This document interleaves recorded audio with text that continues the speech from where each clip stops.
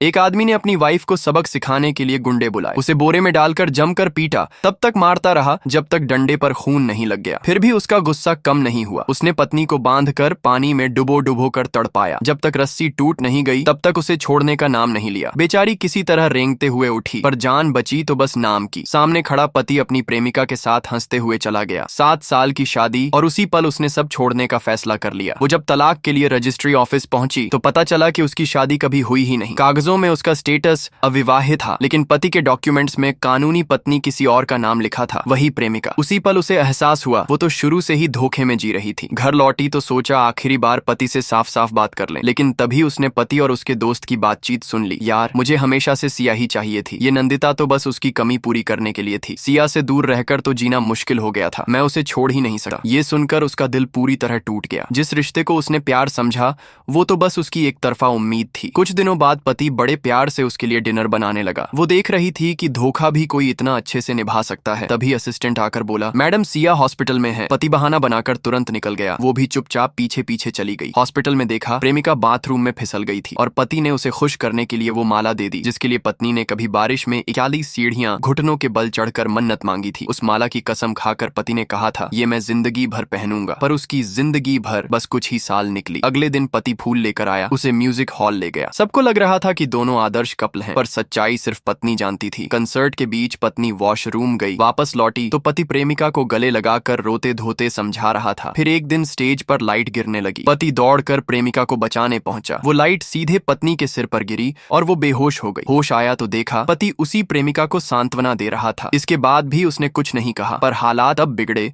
जब किसी ने प्रेमिका को किडनैप कर लिया। पति ने बिना सोचे समझे पत्नी को ही जिम्मेदार ठहरा दिया। उसके समझाने पर भी यकीन नहीं किया, बल्कि धक्का देकर उसे जमीन पर गिरा दिया और खुद प्रेमिका को ढूंढने निकल गया। असलियत ये थी कि प्रेमिका ने खुद ही सब प्लान किया था। गुंडों से कहकर पत्नी का अपहरण करवा दिया, और पति जो कुछ नहीं जानता था, बोरे में बंद अपनी ही पत्नी को बेरहमी से पीटता रहा। जब बोरा फटकर खुला और उसने चेहरा देखा तब समझ आया कि वो किसे मार रहा था।